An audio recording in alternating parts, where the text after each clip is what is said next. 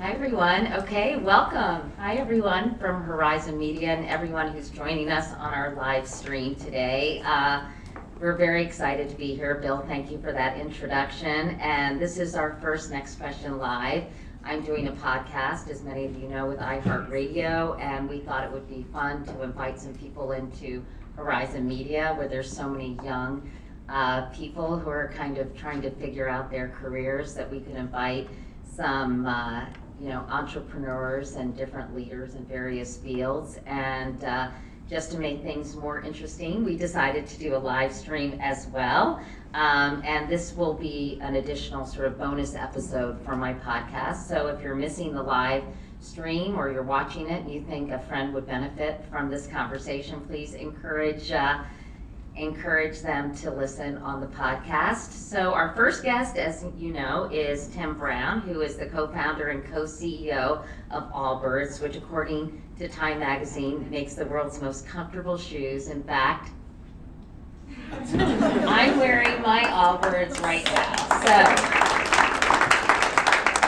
before we kind of get to the nitty-gritty of Allbirds and talk to Tim about how he came up with the idea for this company, let's just do a quick lightning round, Tim, to get to know you. What do you think? Sure.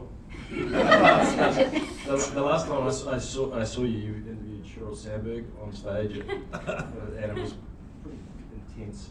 So I was a little nervous, so let's do a friendly. Don't worry. No, I think you're not in the hot seat like Facebook was at the time and continues to be, and I'm not going to ask you what magazines and newspapers you read either, Tim, so don't worry about that. But let's do a few lightning round questions. So, what's your favorite book, Tim? Team of Rivals. It's a history of Abraham Lincoln by Doris Kearns. Good one. It's a heavy one, but it's a good one. That's an excellent choice. Favorite movie? Turner and Hooch by Tom Hanks. It was a seminal moment in my childhood, and that movie really made an impact on me. All right. What's your favorite song? Similarly, Mr. Big, I'm the one who wants to be with you. I think everyone knows that song. What are you binge watching right now? Right now, nothing. We've got 2 little kids, so that doesn't happen.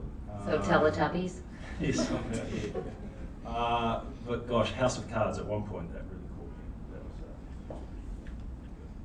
was, And what's your favorite guilty pleasure in terms of, like, what do you pig out on? Biscuits. You might call them cookies. Such a Kiwi. What's your favorite place in the world? Oh, it's New Zealand. That's definitely true. If anyone's been there, there's a part of the country called the Coromandel that is really special, and a beach there called Cathedral Cove, that if you go to one place in New Zealand, you should go. All right. What's your best habit? I like to run. Exercise is important for me. So. What's your worst habit? I'll go back to the biscuits. What's your personal motto? I don't know if it's a motto per se, but I definitely, I think I've learned and I understand that getting a little bit better every day at something can be impactful. And who do you think I should interview next on this podcast? Oh, this one's easy too. The New Zealand Prime Minister, Jacinda Ardern, get her on here. She's doing good things. She is awesome. Yeah. I'm such an admirer. Can you set that up for me? I'm on it. Get on that. Okay, let's get to it. You launched Allbirds with your business partner, Joey Zwillinger, back in 2016, Tim. In less than 4 years, you all have turned it into a $1.4 billion company with a capital B. But the flight path of Allbirds hasn't been a direct or easy one. Let's start at the very beginning. So you're from New Zealand, you grew up in Wellington. I did a lot of research on you, actually my whole team did. Your mom was a nurse, your dad worked in nonprofits, and I'm wondering what kind of values they passed down to you that you still hold very close today. Oh yeah, it's a great start to the conversation. I mean, I think about that more than ever now as a relatively new parent, and I think it's interesting. There's a kind of in many ways a complete lack of expectation, other than doing a few things really well, being kind, looking after yourself, being honest, all very very simple things, and in many ways, I think they were confused by some of the things that I pursued. Neither of them were into sport. And sport became a big part of my life. But as long as I was kind of happy, as long as I was kind and treating people the right way, they were happy. And so it was quite simple. And I think for me, I was very, very lucky. I know that they really emphasized education, and I know reading things about you and them, you really credit them with helping you be a risk taker. You know, putting things on the line, and I'm just curious, how did they instill that in you? It's interesting. I think when Mum grew up in New Zealand, at that time she could be a nurse or maybe a school teacher or otherwise a nurse, and so it was limited in terms of what she could do professionally, and I think she was very encouraging of my kind of creative pursuits. And when I went off to university on a soccer scholarship when I came to the States, she introduced me to design and art and really sort of pushed that as a possible career when maybe I was going something, down something a little bit more traditional. And I think they had at the right time the instinct just to expand the view without ever pushing me towards anything. And I've just again, with so many good things have happened, without them, it just doesn't. So I feel very, very lucky. I know you give a lot of credit to your entire family, but look, I want to talk to you about coming to the States for college, but sports was obviously a very important aspect of your growing up. Were you a natural athlete? I mean, how did you gravitate towards soccer? I think I just loved doing it, and I love the friends that I made. Some of the friends that I made when I started playing football, I've kept my entire life. And I don't think I was a natural athlete by any stretch, but I was determined and I was competitive. And I realized at a very, very early age I hated to lose, really, really hated to lose. And so that became a kind of a theme of my sporting career. And I kept edging towards doing a little bit more, and then the goals keep expanding, and then all of a sudden, you're at a World Cup in 2010. So it was just an incredible journey, and I was lucky. I know you are known to be, or were pretty aggressive on the field. Did you ever get out of control? I think it was. That's probably a question for other people. Of course, I'm going to tell you it was completely controlled. I think I sort of found when I was on the field that maybe I wasn't as fast and I wasn't as technically good, but I was determined, and that I needed to push to do whatever it kind of took to win. That was the element that I could bring, as well as sort of be a part of the team. And gritty might be a better word than aggressive, but it was something I tried to bring, was that determination. And I know that you learned a lot by playing sports and how you translated that into business, and we'll talk about that in a moment, but I want to ask you about choosing the University of Cincinnati. So you became super interested, as you mentioned, in design, and I guess encouraged by your mom. And one of the reasons you decided to go to the University of Cincinnati was because of its design program, right? Yeah, I had a range of different options, and but design was what I really in many ways fallen in love with it. I'd done a little bit of university in New Zealand, and Cincinnati, by virtue of Procter & Gamble, has this kind of really interesting sort of design ecosystem, and a great university school of design at the University of Cincinnati, and soccer there, and that's what I did. And I dropped into the middle of the country, didn't really look at a map. And where else were you thinking about going? I'm just curious. Oh, there was lots of different options. So there was a range of schools. There was Dartmouth. I know was one. I forget. There was a range of different schools. Syracuse, I think. A range of different schools, all with different sort of subject matters. But it was design I wanted to study, and I remember looking very closely at the Rhode Island School of Design and looking deeply at that program and seeing that as maybe the best place to go, and probably working backwards from there and finding Cincinnati as a good option. So after you graduated, you go to Virginia to play soccer, and you do that for a while. My home state. Did you enjoy the Old Dominion? It was good. I didn't get drafted. So when I say soccer, I mean football. I was following that. I know, but I still have a hard time remembering that when I say soccer, I don't mean soccer, I mean football. So that was more for me than you. Okay.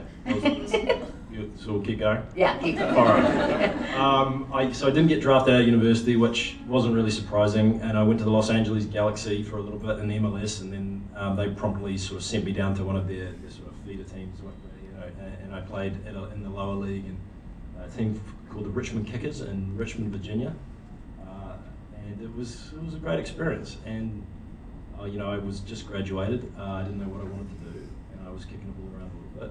It paid not very much, and I was generally pretty happy. And you decided to go home, though. It was kind of at the end of it. I did it for a year and a bit, and then it was sort of, okay, what are you going to kind of do? And I wanted to play professionally. If I was going to do it, I wanted to do it properly, and I went to England to try and do that. It didn't work out, and then I got a kind of a last chance opportunity in the A-League in Australia, which was this sort of burgeoning professional league, and I found a home there in an Australian team.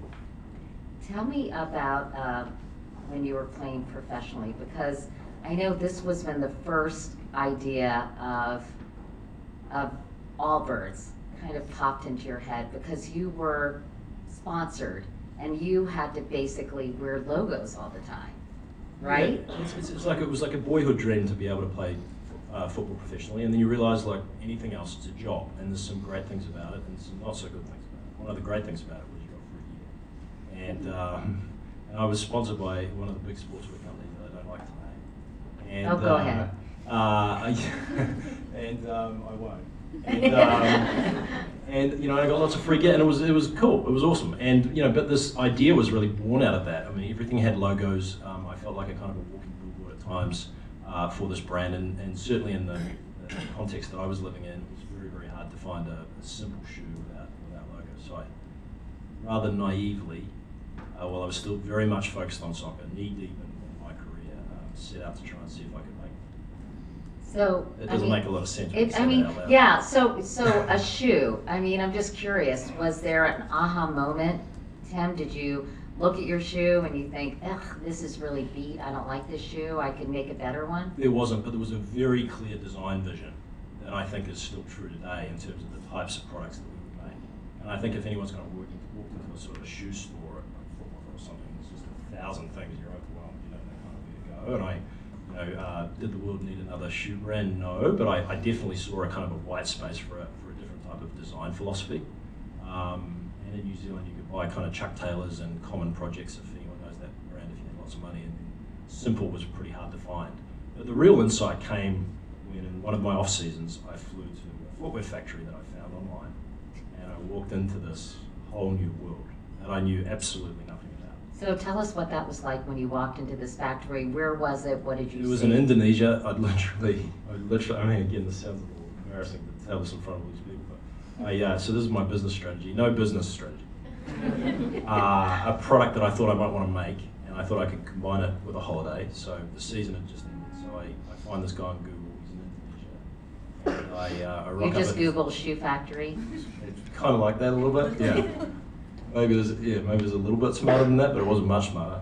And then I show up at this factory, and I walk into this world of, incredibly labor-intensive manual processes, horrible kind of materials, not very nice, and it really hasn't changed. The mass manufacture of shoes is a relatively recent thing, but it hasn't changed through that period of time. Then you're starting to have kind of moments of epiphany and possibility, and what I sort of subsequently have maybe understood to be an innovation alarm going off, I think, in terms of how this could be done differently, because so much of it makes zero sense. Just to give you an example, they were like, so what size do you want? I was like, I don't know, what size do you want? I'll have like a 9 and a 10. They're like, well, it's very different. You can kind of make the sizes however you want to make them. And I'm like, well, that's weird. That doesn't make sense. And everything was made out of sort of synthetics and not very nice materials, so that was another sort of stepping stone. And it was made cheaply. Everything was about cost. Everything was about how cheaply you can make this thing. So what else did you learn from that experience? I mean, so you leave Indonesia and you think what? I think I'm going to make a couple of thousand pairs of shoes, which was the minimum that the guy would make, and I didn't have a plan much beyond that, except that I thought I might sell them to my teammates or something, and that's what I did. And so the first shoes kind of come. I mean, months and months ago, but this is not happening quickly. Nothing happens quickly. But that's what I did, and it's actually really nice to reflect on those moments, because there was no plan. Like, this was a curiosity project at best, and that might be being generous. And most people were confused as to what I was even doing, and I don't even really know what I was doing. It was an itch to scratch, I think, in terms of what I was trying to create. So you talk about a white space for not only the shoes themselves, but a white space in terms of how shoes are made, right? I mean, two light bulbs went off at the same time, kind of? I think what happens is you tell these stories in retrospect, and you use like business terminology like white space to make it sound a little bit smarter than maybe you were at the time. I think you're seeing a problem that's your own. You don't really know if it's anyone else's at the point, and you're going out to solve it. And partly, and this is the key factor, I had time on my hands. You know, I was training. I was intensely focused on my sport at the moment. Like we are, you know, trying as part of a New Zealand team to go to the World Cup. Like it was a big thing, and that's only ever happened once in New Zealand's history in 1982. So I am immensely focused on that. But there was afternoons free, and rather than sitting in a coffee shop chatting with my teammates, this was an opportunity for sort of some stimulation. So it's a function of time a little bit. So I just don't want to kind of misrepresent the idea that there was some sort of big strategic insight. It was sort of a personal quest. I mean, what did you see that was wrong? Let's put it this way. You know, what did you see that was missing from the landscape in terms of a shoe and shoe production? So it becomes three things. So the first one's design, and I mean that's as clear to me today as any, you know, as kind of a minimalist who's been trained in this idea of sort of taking things away, of design as sort of, you know, form following the function. That was really clear. And then it became about materials, because it seemed obvious to me that the footwear industry had defaulted to making things out of synthetic materials, largely based on cost, and that there was an opportunity with different materials that had been overlooked. And I came back, I was back in New Zealand reading a magazine literally about this huge decline of the wool industry in New Zealand and how they were desperate for innovation. This was a very, very important primary industry in New Zealand that had been, you know, really destroyed largely by the synthetic industry over a long period of time, and was crying out for innovation. And so I applied for this grant while I was still playing soccer. It was successful. That was how desperate they were. And they started making this material to make shoes out of wool. And this went on for years. And again, I mean, this is happening over so long. So I think the story starts probably 2007, and I'm still chipping away at this like 3 or 4 years later. So it's happening slowly, but you know, the opportunity to use these different types of materials seemed, why has no one done this before? This idea seems so obvious. And everyone I talked to about it, they said, why has that not been done before? It's probably a dumb idea, but why has it not been done before? And so, you know, that was kind of how it unfurled. New Zealand is where the men are men and the sheep are scared. There are 6 sheep for every 1 person, right? Yeah, that's kind of like, that's a pretty nasty joke you just told me. I feel like the audience just missed that one. Yeah. Just, we can get a little randy. I'll laugh at it. But there's lots of sheep, yes. It does seem sort of crazy that nobody had thought of this before, and it seems as if it was perfect timing, right? You had this you know, need to use more wool, innovation. Totally. And then I mean, the material seemed attractive to you in terms of comfort and style, and what else? So peak sheep in New Zealand is sort of 1980, circa 1980, and there's 70 million sheep, and now there's less than 30 million, 25 million, and no one in New Zealand is growing up dreaming of being a sheep farmer. So this is an industry that's crying out for innovation. I get this grant. It comes out of a research lab with this material, and you know, I subsequently go to the World Cup, retire, and all of a sudden show up at business school in London, which is where I went, and I have this material that has largely been made for me with no restrictions. That's taken a long time, and a little bit of shoemaking knowledge from my forays into Indonesia. And so, again, another moment of time just to put these two things together. And you know, you start to understand that wool is this incredibly soft, wicks away moisture, this sort of really the ultimate natural performance fabric. So I started to see the opportunities, and I understood them inherently as a Kiwi, I think, in terms of the possibility of this material. But I hadn't yet pieced together the third piece of this and how it fits into the topic of sustainability. It wasn't what I was focused on, it was the product, but that was the sort of sequence. And we should mention, yeah, along the way you went to the London School of Economics, and then you went to business school at Kellogg, right? Yeah, so I retired from sport after the World Cup. I was never going to get any better than that, and I decided to get serious about life at 32. And I had an entrepreneurship class at Kellogg taught by a professor called Carter Cast, who was a former CEO of Walmart.com. This amazing guy, and it was a 60, 10-week entrepreneurship class, and everyone had to pitch an idea.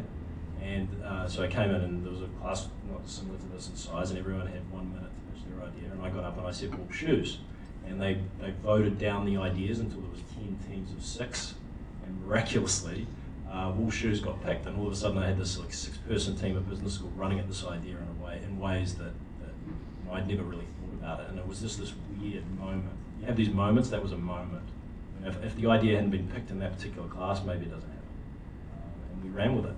And when it was picked, so where did you go from there? So the idea gets picked, and you start building a team, right, Tim? Yeah, we're starting to look now at the market and how big it is, and how difficult it is to make shoes, and how would you architect the supply chain, and starting to ask questions that I'd never even thought to ask. And I had some early samples of these wool shoes that didn't look very good, but that made me look good in the class because everyone else was making it up. And so I get through these 10 weeks, and the Professor Carter calls me into his office and goes, "I want to talk with you. This seems like a really bad idea that you're working on. I don't think it's going to work. But for whatever reason, of everyone in this class, you seem more determined to try and make it work, and I'm worried about you. I think you're going to be one of those guys that pursues this for too long and kind of goes down the wrong track. Why don't you go home, put it on Kickstarter or something so it can fail, and then you can work out what you really want to do with your life." And it was one of those ones you walk out, you brace yourself after one of those conversations, and you realize, as you do most of these times in life, when people are that mean to you, it's usually because they care a lot. And he's now a friend and investor and all these things. And I came out, so I went home for Christmas, and for $700 I shot a video on a family friend's sheep farm, and I put the 6 pairs of wool shoes that I'd made at this time up on Kickstarter and tried to see if this thing could go further. And what happened when you did that? And this is a true story. Before my mum could even work out how to buy a pair on Kickstarter, she had some technical problems with a credit card at checkout, we'd sold the 1,000 pairs that we could make, because that's all I could, in 4 days. And it did $125,000, and my phone didn't stop buzzing, and I had to switch it off because of the trajectory it was on and not being able to deliver on the product. So were you shocked? I was shocked and scared. I'd had, you have an idea, and this was Carter's point. It's very easy to have an idea, much harder to actually put it in front of people that you don't know and ask for money out of their wallet. And the sooner you do that, the sooner this thing becomes real. And it's also that maybe if you're doing it right, you get really scared. And that's what I was really scared. Why scared? Because the truth be told, I didn't really know how I was going to make all of these things. I didn't really have any knowledge of shoes, and it turns out they're extraordinarily difficult to make. And I was making it with material that had never been used before. So there was a bunch of things that were difficult about it. When you were in your early 30s, and I think a lot of people can relate to this, you'd go to dinner parties, and your wife and all her friends were on their way. They were making some serious jack, and you were kind of struggling with this idea of going into this wool shoe business. And you tell a funny story about when people would talk and they'd go around the table asking people what they were doing and what they were up to, and you'd kind of curl into a little ball and be so embarrassed and humiliated. What was that like, and how did people respond to this dream of yours to make these shoes? Not well. You've done your research. It's almost like you're at the dinner. Look, I come out of sport. I had this amazing experience, and then I found that all my cohort were in their mid-30s and their careers were just flying. And what was I working on? This little entrepreneurial idea to make wool shoes. And I remember at one dinner in London where we were living. We'd gone back there after business school, and we went around the table, and everyone was banking and consulting and whatever they were doing. My wife was in the tech industry. She was at Google and making lots of money, and they were flying. And we went around the table, and I just would dread the time when someone would ask me, and I'd just squeak out something like, "wool shoes." and when I'd leave the dinner, the bankers and stuff would come over and pat me on the head, and wish me luck. And but in all seriousness, it's a confidence thing. Like it just. But I actually look back, what were the positive things? The idea was weird, and it was weird in a positive way. It stuck in people's memory. It was amazing. Like even months later, people would come back and they go, "Whatever happened with that wool shoe idea? That seemed like totally someone should do that." And so there's a lot of positive signs, but you just you're just not really sort of sure. But I guess it was combined. You know, I just didn't quite know what was. So it was a combination of that. I'm curious, you know, if you see those folks today, you know, the same people who pat you on the head or patted you on the head and said, "Good luck with that, little fella," type thing. Do you run into them? Or are they like, "Yeah, I knew that was a great idea"? You know, those are largely friends, and but there's a black book of people that were less kind that I keep in my mind. You know, look, I think you know, for me it was all that competitive edge of kind of wanting to go prove people wrong was helpful, and I've always drawn on it when it's got difficult, and sometimes even in the sporting context, you create that thing in your mind so that you can kind of, you know, really push through doing something that is really hard, and that for me has been a strategy. So look, it was just a difficult thing, and anyone who's built anything, you know, will tell you there is that moment where you doubt yourself, and you know, you've got to push through, and you lean on your family and your friends, and you know, my girlfriend, now wife, paid some of the bills, and you push through. And I had a very difficult year, but delivered 1,000 pairs of shoes around the world for the most part, and then kind of you know, was at another juncture. So you get offered a deal, right? A company comes in and wants to sort of finance this, right? Yeah, I was approached out of the blue off the back of the Kickstarter campaign by a brand in New York called Theory. Andrew Rosen, and I love kind of Theory. literally I found myself in his office, kind of over, like on a plane in his office, and he was really interested. And then out of that came an investment offer that it was from an Australian, so I knew it was a little dodgy. And I took it out to 5 or 6 friends. It was a complicated deal structure, you know, with a convertible note and a bunch of factors, and people understand that. And I took it out to a bunch of friends for advice, right? Because it was kind of, I knew it wasn't probably the right thing to do, and quite honestly, I was at the stage where I didn't know if I really wanted to do this thing. Like, why shoes? I didn't grow up loving shoes, dreaming of making shoes. You know, my dad had started to refer to me as a cobbler, which was really annoying. And so you're like, what am I doing? And this is a little, maybe it's become almost a little bit of a cliched conversation these days, but I was kind of missing the why behind this whole thing. You know, I had the design inside. I saw there was a material opportunity. We had this really interesting material. Why are you doing this? Like, does the world really need this? And those are the types of questions that I was asking myself. And can we be the best at this? And you know, so there was a bunch of sort of like existential sort of big questions floating around at that particular moment. And you know, my wife's best friend, roommate, they were roommates at Dartmouth, ironically enough, put me in touch with a guy called Joey. And I knew Joey. He's from San Francisco. He also played soccer. He played soccer at Cal, and we'd seen each other at weddings, and we were, you know, friendly, if not friends. And I jumped on the phone with this guy, and it was a force of nature.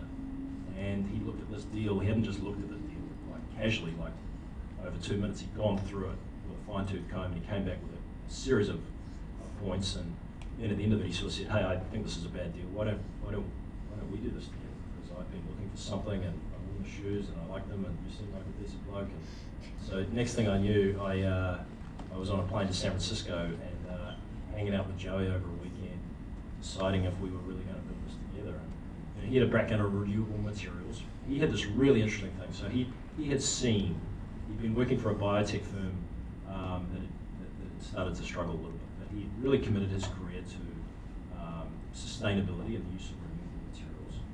And for my, you know, as clear as my design vision was, he had an equally clear vision around the sort of revolution that was going to come in sustainability and sustainable manufacturing, that the world was going to need to find better ways to make things, in his words, and it was going to happen in a whole bunch of industries, but the first industry that was going to lead the way was the fashion industry, and moreover, the fashion industry had a real problem to solve, and they'd actually been talking about the topic of sustainability for quite a while, but you know, there were 10% of global emissions and largely paying lip service to doing anything about it meaningfully. And so these two things collided literally over 48 hours in San Francisco in early 2015, and we decided to work together.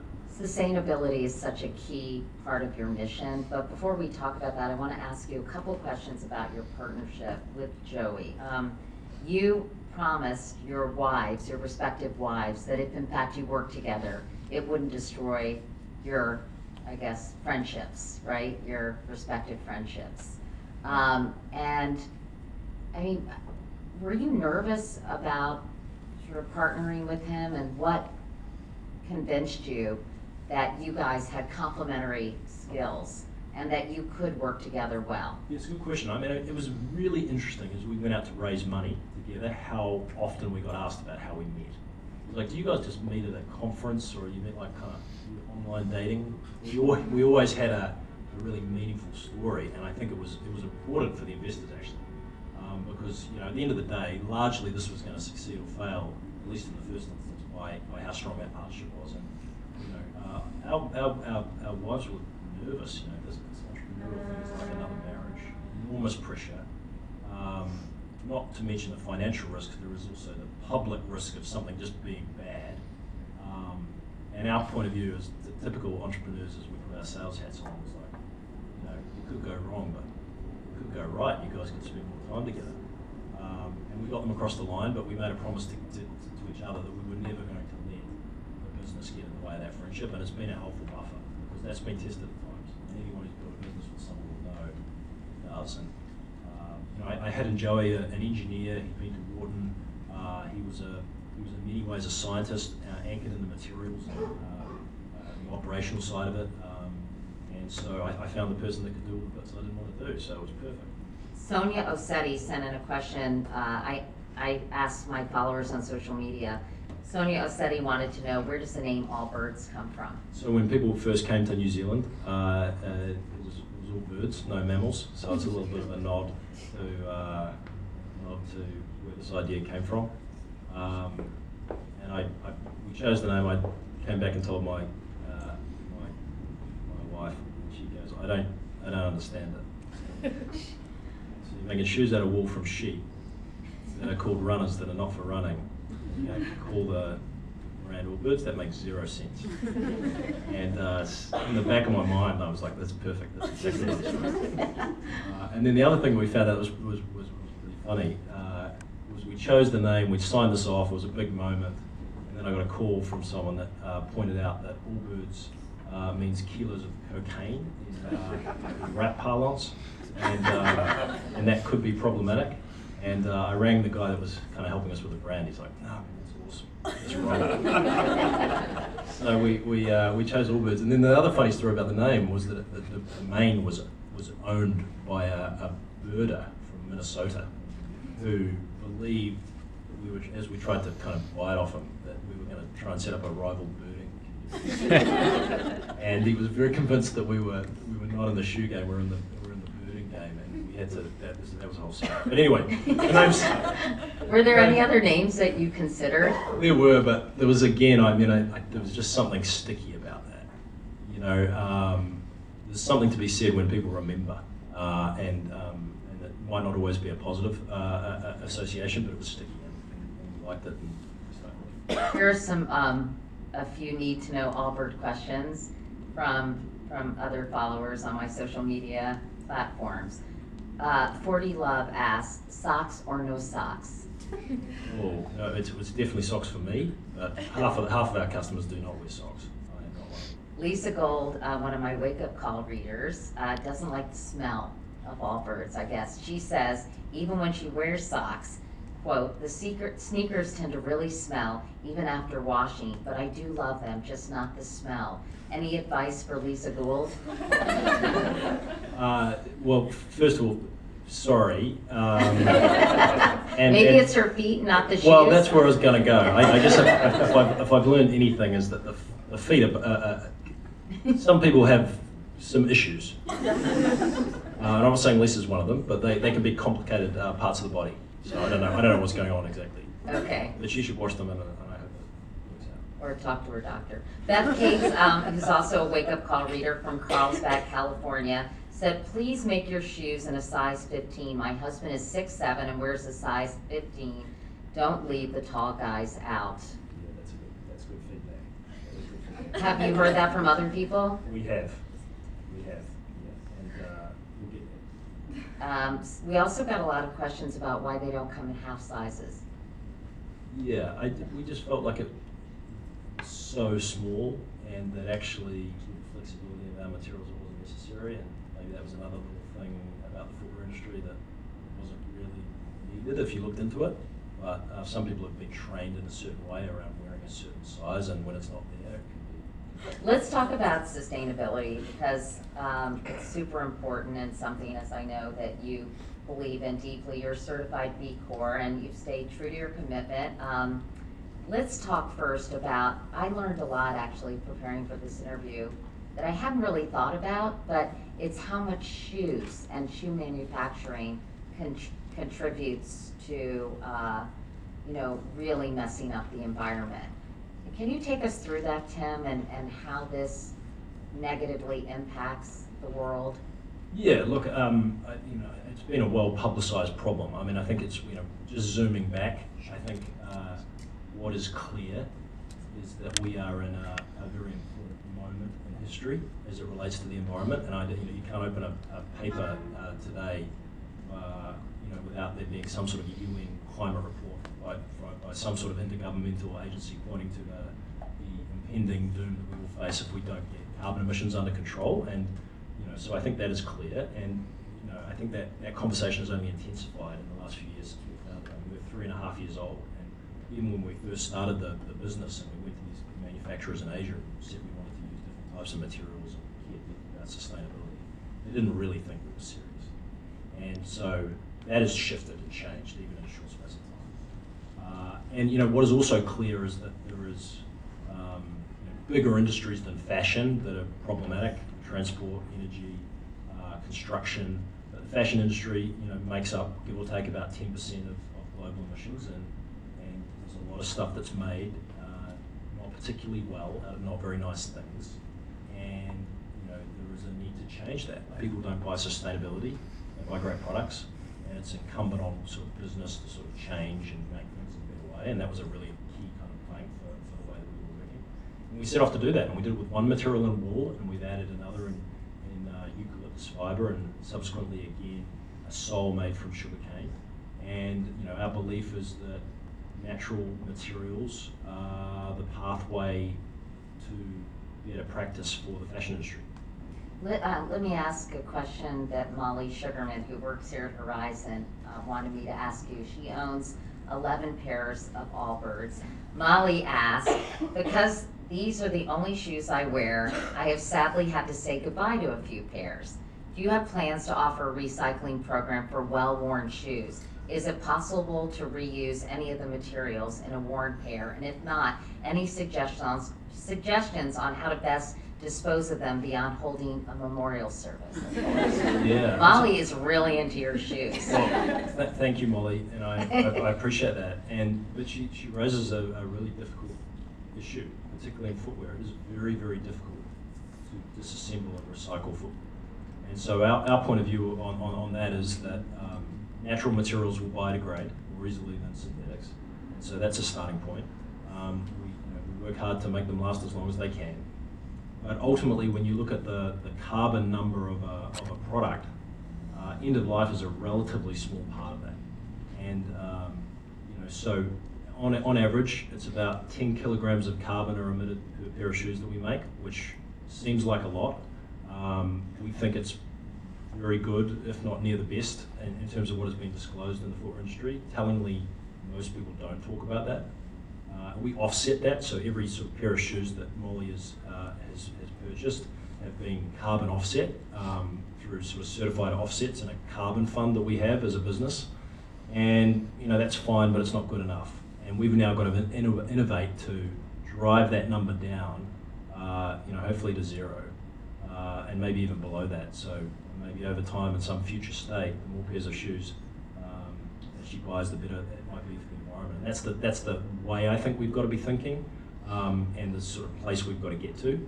And I think it's a great example of really where end of life and recycling are super important, but they have to come behind, I think, the idea of the measurement of carbon is our particular point of view. We're working hard on that, and it also doesn't absolve us of we've got a lot of work to do, a bunch of stuff that we're not doing well enough, and that's a key focus. Let's talk about the Amazon controversy. You know, if imitation is the sincerest form of flattery, Amazon must really love Allbirds, because were you surprised that they made Allbirds knockoffs, and how pissed off were you?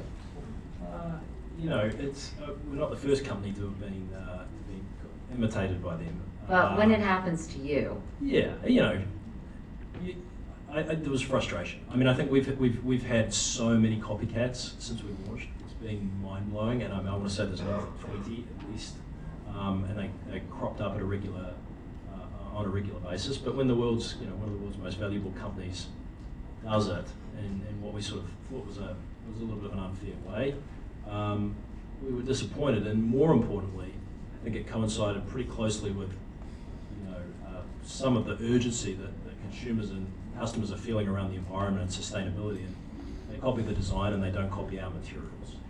And so we're thinking, okay, well, fair's fair, copy the design, but what would be really great is if you copied the spirit of what we're doing. and in fact, Joey, your partner, posted an open letter on Medium to Amazon last month.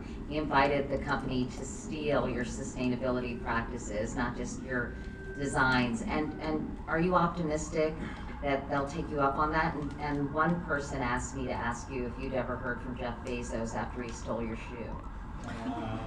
We haven't, but we hope to, and genuinely. I mean, our soles are made from sugarcane, and when we launched that material innovation, we made it open source so that everyone could use it. And in fact, I think that's an interesting point, Tim, that you share your innovation with anyone, because you would love a lot of people to use these techniques in other shoes and other products in general. Absolutely, and we do that not just because we're good guys, although we completely understand that the topic or the challenge of sustainability is not going to be solved by Allbirds or even by one brand. It's going to be solved by lots of companies sharing best practice and working together. And so we've understood that. It's been foundational. But we also know is that this new material, the more people that used it, the cheaper it would become. And that's what's happened. And there's now 20 companies, I believe, are planning to use this material this year. So we sort of said, Mr. Bezos and Amazon, why don't you use that too? That'll be great. And so that was the source of Joey's letter in it.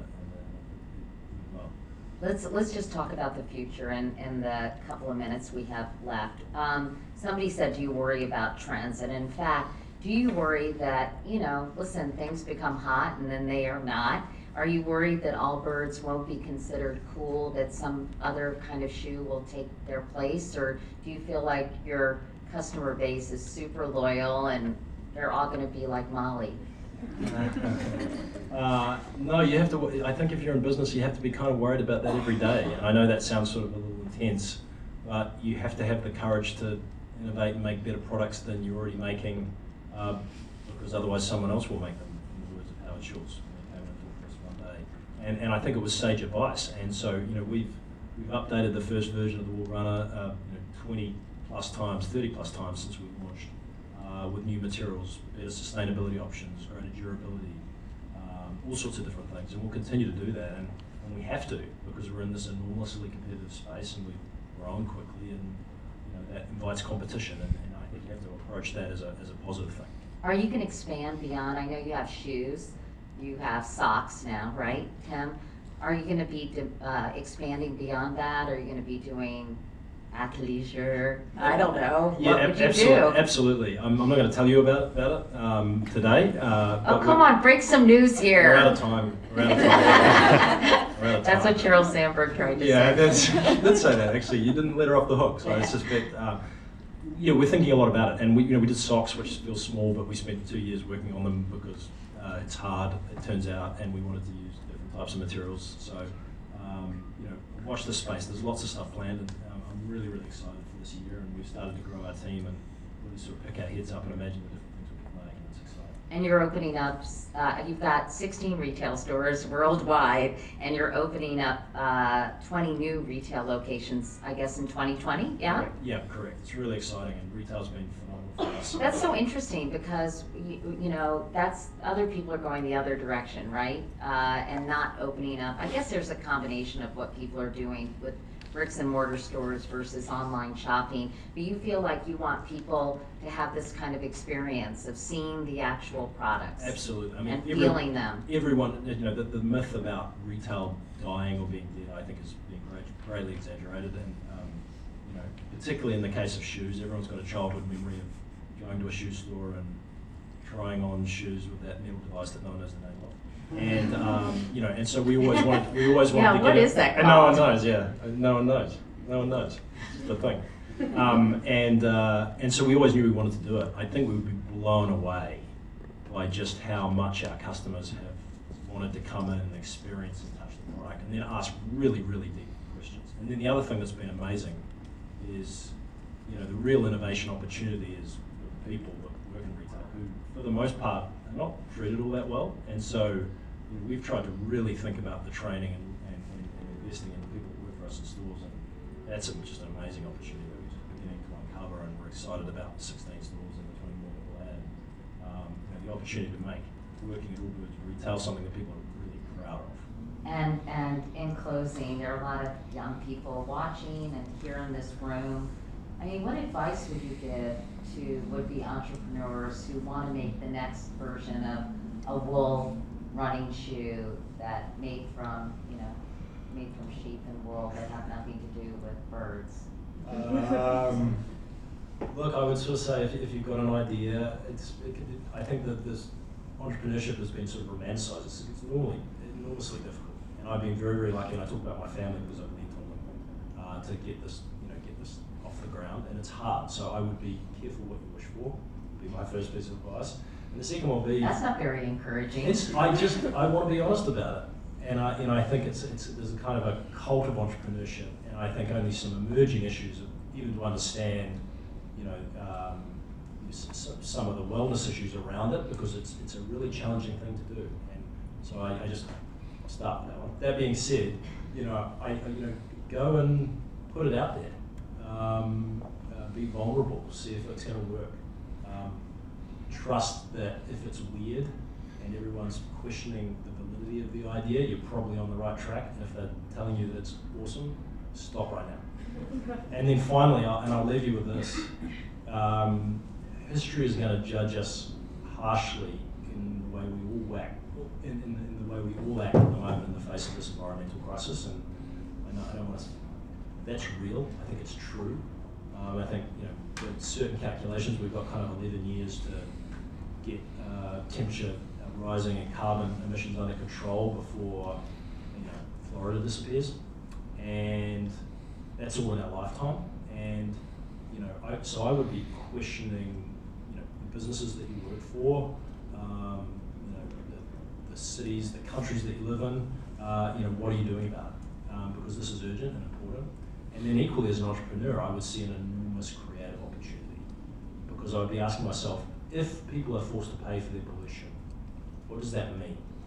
And I think in the world of business, I think it means a seismic shift in what can be done and what can't be done. And I think it represents an enormous amount of creative opportunity, for a positive spin on this.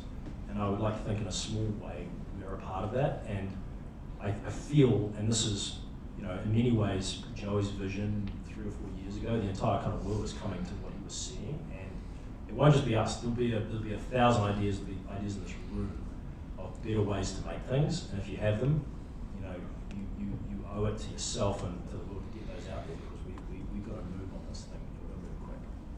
Well, Tim Brown, CEO, co-CEO of Allbirds, thank you so much for coming in and having this conversation with all of us today, and congratulations on all your success. Thank you. It's been a pleasure to be here, and thank you for going easy on me. No. Appreciate it.